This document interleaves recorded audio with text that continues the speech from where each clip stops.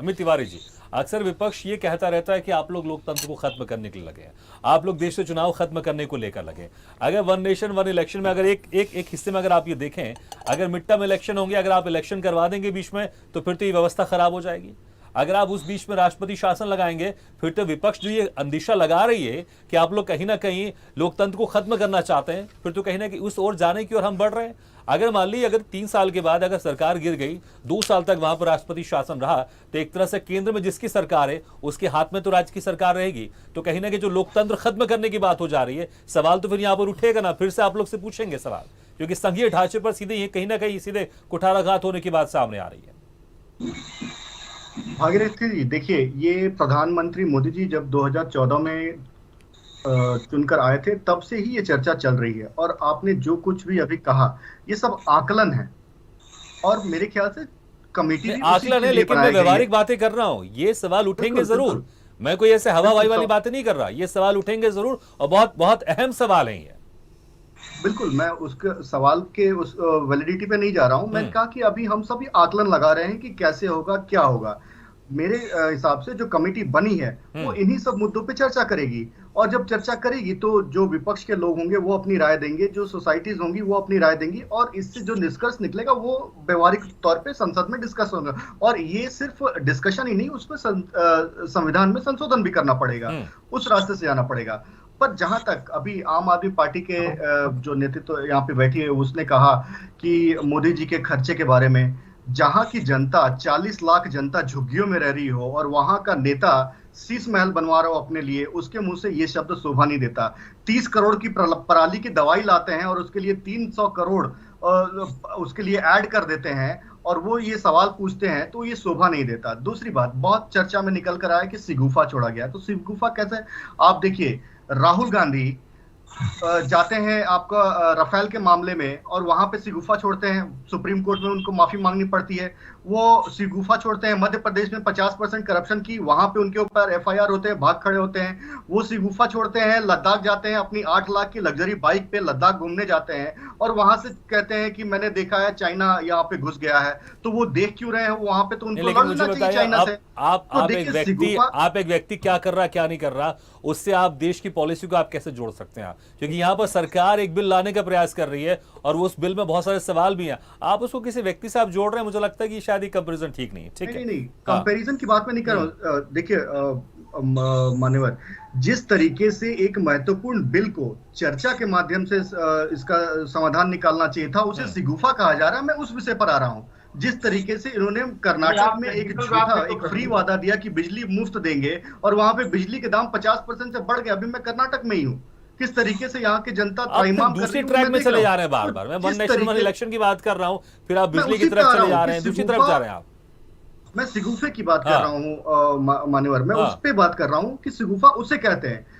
जहां तक बात रही इस बिल की, तो इसके लिए तो कमेटी तैयार हो गई है ना। अभी तक तो मेंबर्स भी इसके नहीं गठित हुए हैं। जब मेंबर्स आएंगे, जब इस पे चर्चा बाकायदा चालू हो जाएगी, और हमारे JP नड्डा जी ने मिलकर अपना भारतीय जनता पार्टी का पक्ष तय किया है। यहाँ पे समाजवादी पार्टी के भी प्रतिनिधित्व है। उन्होंने भी कहा है कि हम स्वागत करते हैं, लेकिन उनको कुछ कुछ दिक्कतें हैं, व्हाइट पेपर, ब्लैक पेपर, उनको सब चाहिए। तो देखा जाएगा, सब चर्चा में निकल कर आएगा, और जब चर्चा में निकल कर आएगा, तो जितनी भी जो भी राज्यों की, इसके लिए 15 राज्यों से आपको संपर्क करना पड़ेगा।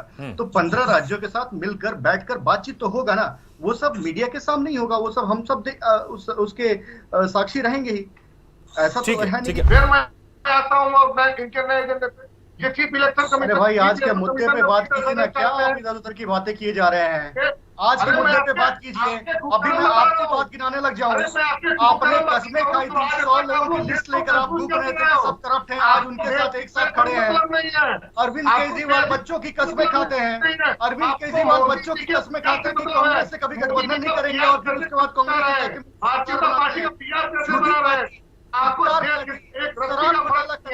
ठीक है। नीतीश जी अपनी बात को आप एक दो लाइन में समझ कीजिए। क्या वाकई आपको भी लग रहा है कि ठीक है नीतीश जी अपनी बात एक दो लाइन में समझ कीजिए कि जिस तरह से मुद्दा लाया गया, इस मुद्दे की आड़ में दूसरे बड़े बिल को पास कराने की कोशिश या उसको आगे बढ़ाने की कोशिश की जाएगी? ये मतलब नेशनल डीलर ऑफ बोलने से सच इसलिए नहीं जाएगा। आपकी हिम्मत आप नहीं है लोग कि झूठे पार्टी में आप हैं। काम करो, बच्चों आप की इसमें कसम बढ़ाने खाकर के हित में झूठ काम बोलते हैं। करते हो। ठीक है ठीक है ठीक है, चलिए रविंद्र जी हालांकि आप थोड़ा सा सॉफ्ट कॉर्नर है इस वन नेशन वन इलेक्शन के बिल को लेकर, लेकिन आपको क्या लगता है कि बीजेपी सरकार इस बड़े बिल के साथ कुछ दूसरे ऐसे बिल हैं जो कि बहुत इंपॉर्टेंट बिल है, अगर उसको पास करवा दिया जाए या उसकी प्रोसेस आगे बढ़ जाए, हालांकि अभी उसमें ड्राफ्ट ही पूरी तरह से तैयार नहीं हुआ है, लेकिन अभी सरकार के पास समय है, अगर उसको आगे बढ़ाया जाए, उसके ऊपर चर्चा की जाए, आपको लग रहा है कि बड़े बिल के साथ कुछ ऐसे बिल भी हैं जिसके ऊपर अगर चर्चा हो जाए या माहौल खराब हो जाए, क्योंकि किसान बिल में देखा है हमने जो नेगेटिव माहौल गया, उस नेगेटिव माहौल के कारण उस बिल को वापस लेना पड़ा है,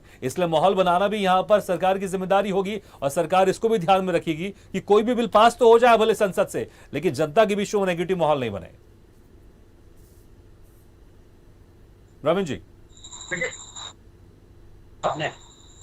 रविंद्र जी आवाज सुनाई दे रही है आपको मेरी?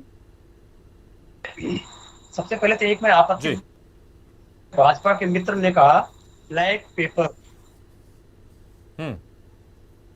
पेपर नहीं है, अगर ऐसा शब्द यूज करते हैं तो भारत के संविधान, अरे इनका आउट ऑफ सिलेबस हो गया, हिंदू मुस्लिम करने वालों को बैठा दिए। आप बताइए वन नेशन वन हम जो बात कर रहे हैं पूरे दिन तो हिंदू मुस्लिम का व्हाट्सएप चलता है वो लोगों के केवल पास। केवल उसका क्या हुआ? इनकी पूरी पार्टी इसी का तलुम्बादी से रात तक इनके दिमाग में भरती है। इस नाटी और राज के ट्रेनिंग सेंटर चलता है इस काम के लिए।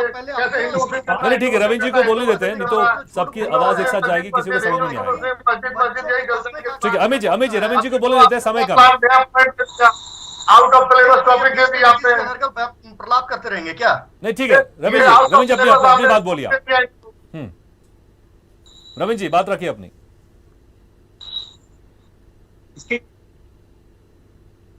रविंद्र जी आपको मेरी आवाज सुनाई दे रही है? चल लगता है कि हमारा संपर्क उनसे प्रॉपर नहीं हो पा रहा है, उनकी आवाज आ तो रही लेकिन प्रॉपर समझ सुनाई नहीं। एमपी का चुनाव, एमएलए चुनाव होने, भागीरथ जी, अमित जी ठीक है, जिस तरह से लोकतंत्र खतरे की बात हो रही है, क्योंकि इसमें सवाल बहुत सारे, जो सवाल मैंने किए ये सवाल मैं आपसे भी कर रहा हूं, क्योंकि इसमें बहुत सारे ऐसी चीज, ठीक है कमेटी का गठन अभी हो गया है, इस पर तमाम सवाल आएंगे, लेकिन क्या जो विपक्ष पार्टी अभी शुरू से विरोध कर रही है, आप कैसे उनको मनाएंगे?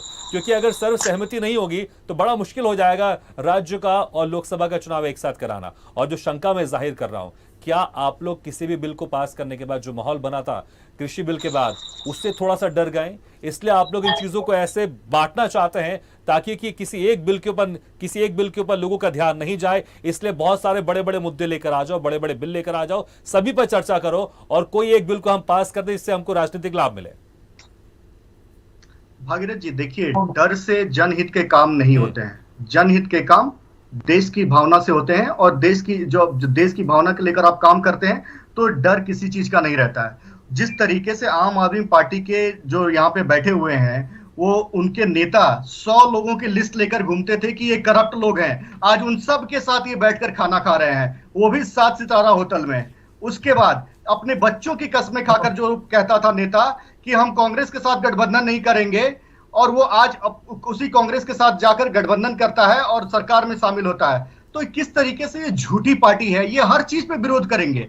आप जनता के लिए जो भी काम करने जाएंगे, आप गरीब के लिए जो भी काम करने जाएंगे, उसका भी ये विरोध करेंगे। इनको सिर्फ अपने करप्शन से मतलब है कि हम कितना कमीशन खा लें, हम कितना करप्शन कर लें और उस करप्शन को हम कैसे कैसे सेट कर दें, बस उसी के पीछे ये गठबंधन लगा हुआ है। और इस गठबंधन का कोई सरोकार नहीं है जो 7 स्टार होटल में बैठ के कहता है कि किसान बिल को पास करने के बाद जिस तरह से माहौल बना, उस बिल को आपको वापस लेना पड़ा। इसलिए आप कोई भी जो बड़े बड़े बिल हैं, आपके समान नागरिक संहिता बिल की बात कर लें या वन नेशन वन इलेक्शन की बात कर लें, आप लोग इनको लेकर एक साथ चलना चाहते हैं ताकि इसमें जो एक जो डिस्कस है वो उसमें बढ़ जाए और लोगों के एक नेगेटिव माहौल ना बने, क्योंकि बाद में बड़ी परेशानी होती है अगर वो बिल पास भी हो जाता है। क्योंकि समान नागरिक संहिता को लेकर तमाम तरह के विरोधी इसमें आरोप लगा रहे हैं और एक नेगेटिव माहौल भी जा रहा है कहीं ना कहीं। इसमें यह बात कर रहे हैं कि आप लोग सिर्फ हिंदुत्व की बात कर रहे हैं, इसलिए इस बिल की बात करते हैं। क्या उस बिल की जो एक इंपॉर्टेंस है उसको वहां पर खत्म करने को लेकर और ताकि उसमें नेगेटिव माहौल नहीं बने, इसलिए वन नेशन वन इलेक्शन की बात करें संक्षेप में?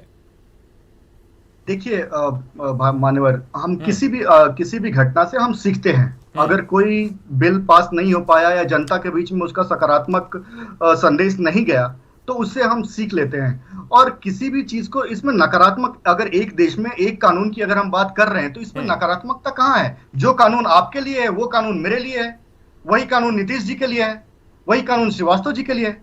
अगर हम एक देश में एक राशन कार्ड की बात करते हैं तो उसमें कहां से हिंदू मुस्लिम आ गया? अगर हम एक देश में एक जीएसटी की बात करते हैं और एक देश में एक मोबिलिटी कार्ड की बात करते हैं, एक देश में एक ग्रिड की बात करते हैं, तो इसमें हिंदू मुस्लिम कहां से आ गया? ये तो प्रधानमंत्री मोदी जी का अपना एक उन्होंने संकल्प लिया था कि देश को एक सूत्र में बांधना है, उस देश को एक आगे लेकर जाना है, उसके लिए उसी के प्रति हम कटिबद्ध हैं और काम कर रहे हैं। ठीक है।